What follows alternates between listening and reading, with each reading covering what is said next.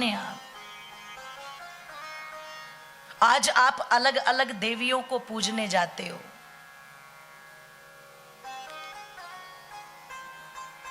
कुछ ऐसी देवियां हैं जिन्हें हम अपनी कुल देवी के रूप में मानते हैं।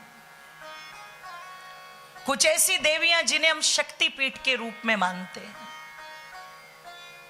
यहां से भी गुजरात से चल चल करके लोग वहां वैष्णो देवी तक जाते हैं, वो जम्मू कटरा तक, और 14 किलोमीटर की पद यात्रा करके तब जाकर के मां के दर्शन करते हैं। एक बात कह दूं तुम्हें,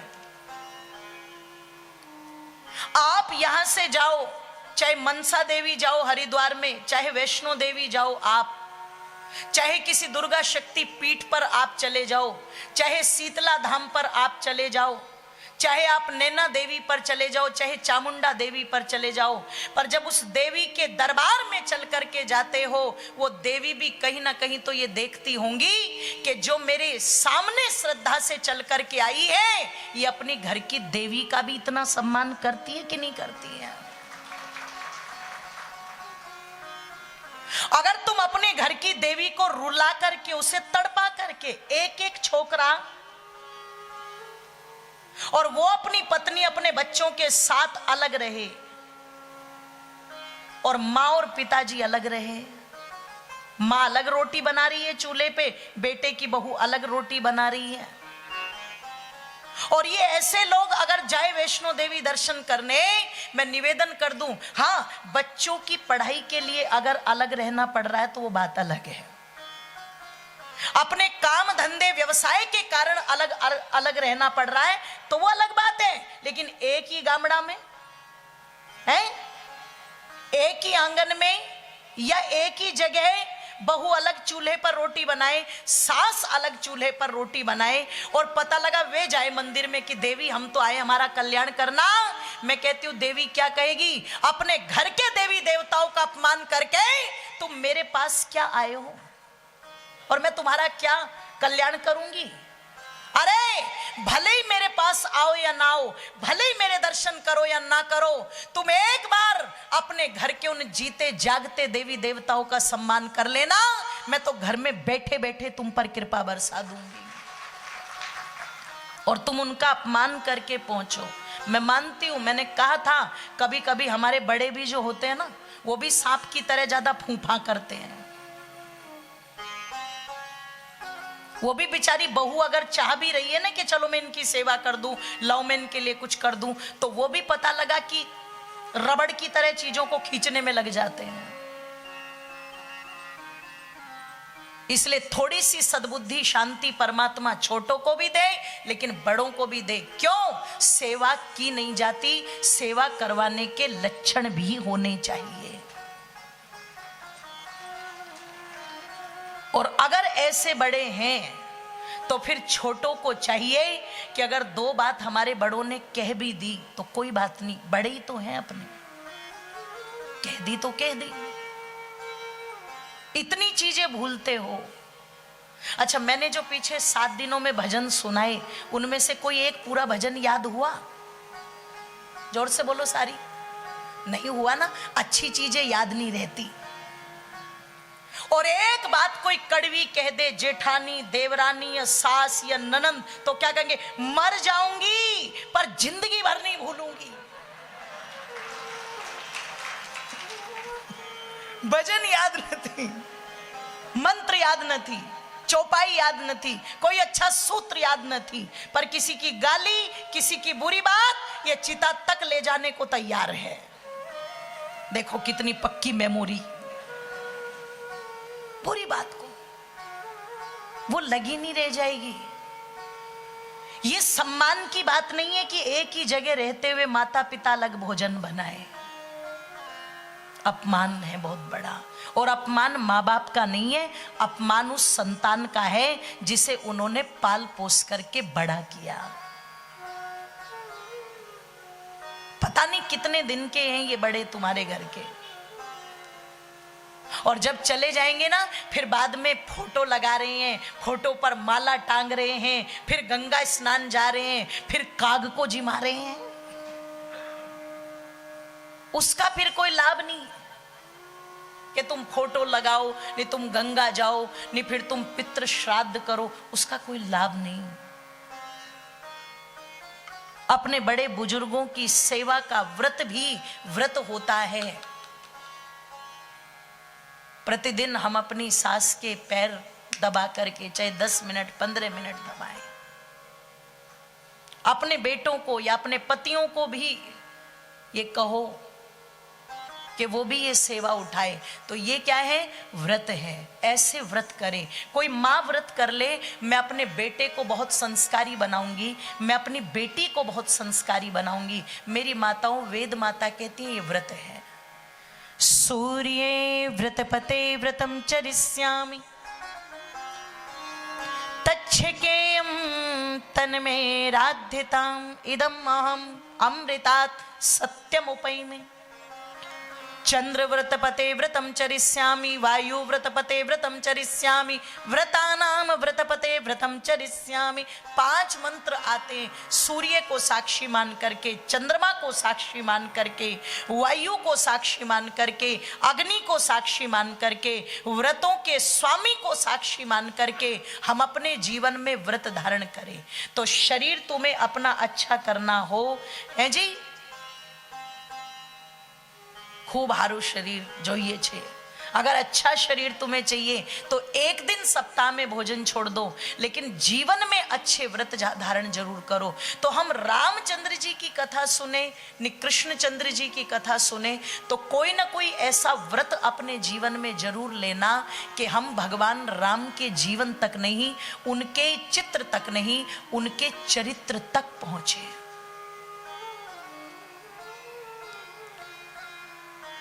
और जब चरित्र तक पहुंचोगे तो फिर तुम्हारे मुख से वही पंक्तियां निकलेगी कि सीताराम सीताराम सीताराम कहिए, कि सीताराम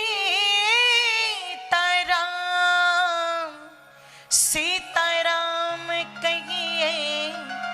और अगली पंक्ति क्या बोली थी? जही विधि रहे राम, जही विधि ताही विधि। हाँ, बोल क्यों नहीं रहे हो? रावण की तरह तो नहीं रहना। जाही विधि रहे राम ताही विधि रहिए। जो राम जी के जीवन के संकल्प, जो भगवती माता सीता के जीवन के संकल्प, जो भरत जी के जीवन के संकल्प, वो संकल्प फिर हमारे जीवन में हो, फिर हमारा घर बनेगा अयोध्या, फिर हमारी नगरी बनेगी अयोध्या। गर्व करना कि तुम उस देश में पैदा हुए जहां राम पैदा हुए। अपने पर गर्व करना कि तुम उस देश में पैदा हुए जहां कृष्ण पैदा हुए। गर्व करना आप उस मिट्टी में पैदा हुए जहां महर्षि दयानंद पैदा हुए, जहां पर पता लगा अर्जुन भीम जैसे योद्धा पैदा हुए। अरे ब्रह्मा से लेकर के जैमिनी पर्यंत ऋषि मुनियों की प्रणाली जहां चली, जहां वेद का ज्ञान भगवान ने दिया, जहां दर्शन उपनिषद लिखे गए, जहां गीता का पवित्र संदेश दिया गया, आप उस भूमि में पैदा हुए। और अगर सच्चे अर्थों में गर्व है तो फिर ये लक्षण आपके घर में भी नजर आने चाहिए। जो 9 दिनों तक निरंतर ये यज्ञ यहां पर चल रहा है, इस अग्नि को यहीं पर कल बुझने मत देना। कल के बाद ये अग्नि पंचासर में घर घर में जलती होनी चाहिए।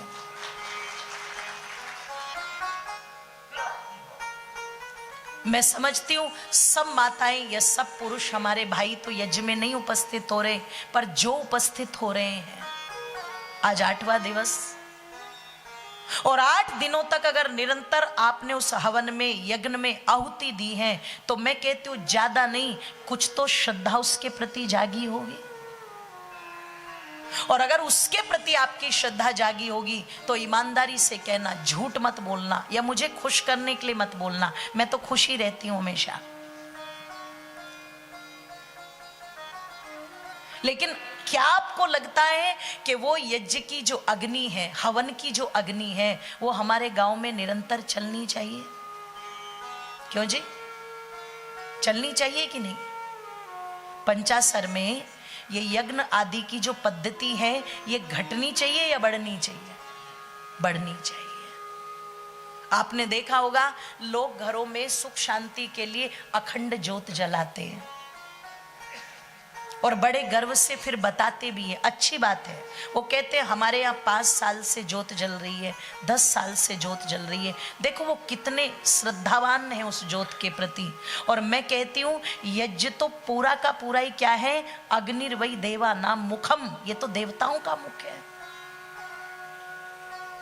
अगर पूरे संसार के अंदर देवताओं को भोजन कराने का कोई माध्यम है, देवताओं को अपनी हवि पहुंचाने का कोई माध्यम है, तो वो अग्निहोत्र है। मैं कहती हूं ज्यादा नहीं तो कम से कम महीने में एक हवन, एक यज्ञ तो पंचासर में ऐसा होना चाहिए जिसमें आप सब अधिक से अधिक भाग लो और आहुति दो, गांव की सुख शांति के लिए, परिवारों की सुख शांति के लिए, अच्छे संस्कारों के लिए, अच्छे विचारों के लिए।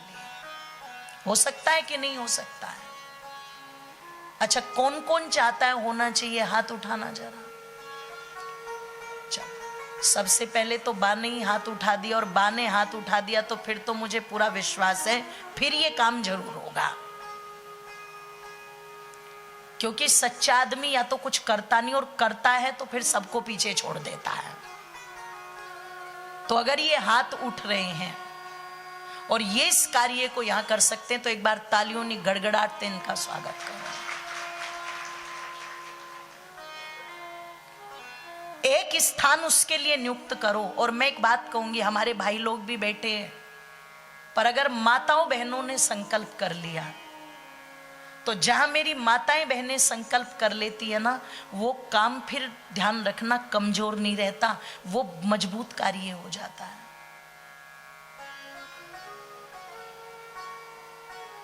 इसलिए ये जो यज्ञ की ज्योति हम नारा देते हैं ना, जय घोष करते हैं, यज्ञ की ज्योति जलती रहे, वेद की ज्योति। अच्छा, जलेगी कब वेद की ज्योति? घर में वेद नहीं और वेद की ज्योति जल जाएगी? एक जगह मैं बोल रही थी वेद की ज्योति जलती रहे, एक माताजी आई कथा में, तीसरे दिन आके क्या कहती है, बेटी मैंने वेद की ज्योति जला दी। मैंने कहा इतनी जल्दी जला दी? मैंने कहा माताजी कैसे जलाई? बोले दिखाऊं? मैंने कहा दिखाओ। अपने घर ले गई। अब क्या कर रखा है, वेद पुस्तक रख दी और उसके ऊपर दिया जला के रख दिया। बोले ये वेद की ज्योति जल रही है। मैंने कहा माताजी वेद की ज्योति जलने का मतलब है वेद का स्वाध्याय करना, वेद को पढ़ना, रामायण को पढ़ना, गीता को पढ़ना, उपनिषद को पढ़ना। आप उसे पढ़ोगे, स्वाध्याय करोगे, अपने जीवन में उतारोगे तो वेद की ज्योति जलेगी। आप यज्ञ घर में करना आरंभ करोगे तो यज्ञ की ज्योति जलेगी। हम कहते हैं ओम का झंडा ऊंचा रहे, बोलते हैं कि नहीं बोलते? ओम का झंडा। ओहो, भोजन तो बहुत अच्छा बन रहा है, फिर आपकी ताकत कहां जा रही है सारी?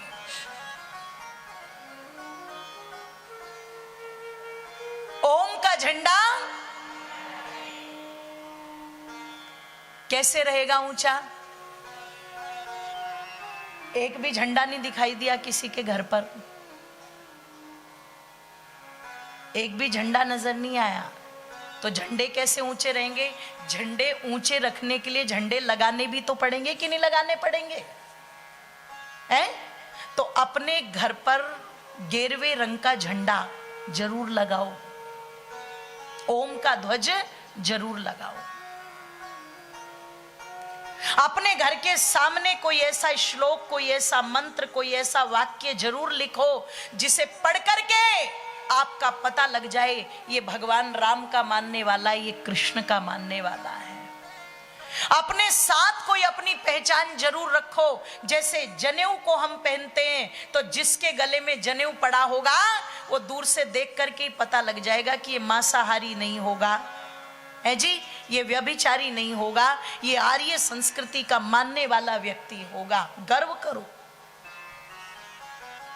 और गर्व करते हुए अपने चिन्हों को धारण करो ताकि हम केवल नाम तक सीमित ना रहे, हम चरित्र तक पहुंच जाए।